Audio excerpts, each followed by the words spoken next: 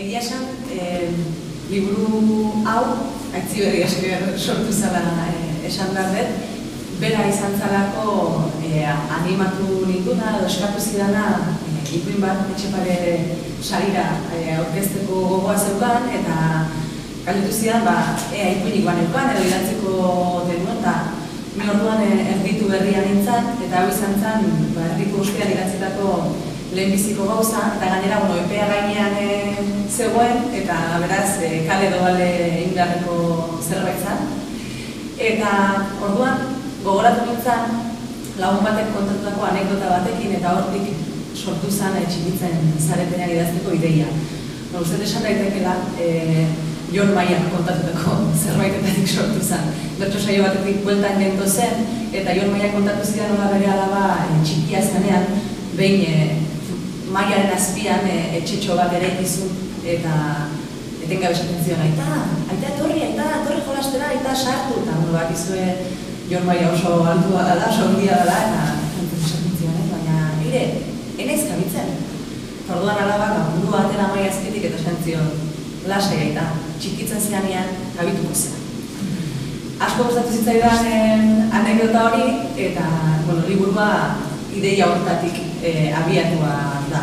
Irakurriko izuet, ikuste pare-parera bat horren testu bat justuan antolatxun diren eskarratuaren paperak berrirakurtzen ari nintzen dola gutxi, eta topo inun pare-parera bat horren testu bat egin. Eta dio, auziren bat serioa dela esaterakoan, ez da aur jolasa esan ohi dugu. Hala, banatuak gelditzen dira auzi serioa eta aur jolasa. Baina ez hori bakarrik. Muga bat ere ezartzen da helduen eta aurren artean, eta lubaki horri deitzen zaio aurre iritzia. Aur jolasak oso serioak dira. Adineko jende artean ez bezala, arauak traizionatzen ez dituztenak.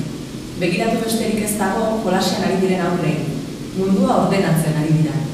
Beren arteko jardunak ez dira serio zorrotzak izango. Iesbetea novelan, Berder gazteak bihurrikeria deitzen dio aurretako oroitzapen bat. Gogoan dut, txikitan egin nuen eta gurasoek sarritan gogorarazten zidaten bihurrikeria. Bazen sukaldean fruta ontziaren azpiko zapi koloretsu bat. Bertan, landa etxe bat eta hainbat animalia agertzen ziren. Geldik zeuden animaliak, ez zuten nire gusturako bizirik. Behin, gurasoak siestan zeudela uste dut, guraizeak hartu eta animalien eta landa etxearen irudiak moztu dituen almuen egokienen. Gero, zapian, han eta hemen zeuden animaliak elkartu egin dituen nik, ardiekin eta horrela. Txakurra janenien atzetik, bilduta egon zitezen. Mundua ordenatzen aritu nintzen. Gurasoek ordea, zapia ondatu nuela ikusi zutenean, zigortu egin ninduten. Nik enuen zigorra ulertu. Txikitzen zaretenean, justu hortaz ari da.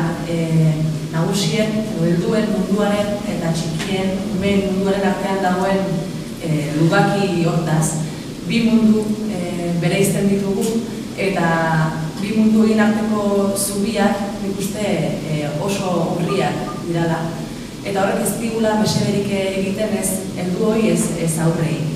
Eta lehen kantatu dizudan anekdotan, muga, bi mundu egin arteko muga fisikoa zen. Aita, etzen kabitzen, umearen munduan fisikoki. Baina, liburu honetan ikusten da nola muga hori gehienetan ez den fisikoa. Lotua dago, heldua izateaz daukagun ideiarekin. Eta heldua garenean gure buruei ukatzen dizkiegun gauzekin. Beraz, liburu hau, eta azpirituloak ala dio, gurasoei loak hartu aurretik kontatzeko ipuina da. Aurren mundura hurbiltzen gaituna, aurren begiradatik kontatua, eta erabenean ikuste zalantzan jartzen duena heldu izatea zer den, eta heldu izatea berdefinitu daiteken zerbait dela, eta goza muga fisiko batzuk badauzkagun arren, aurren bizi-bizirik dauzkaten hainbat errealitatetara heldutan sartzea gure esku dagoela erakusten duen ipuina da.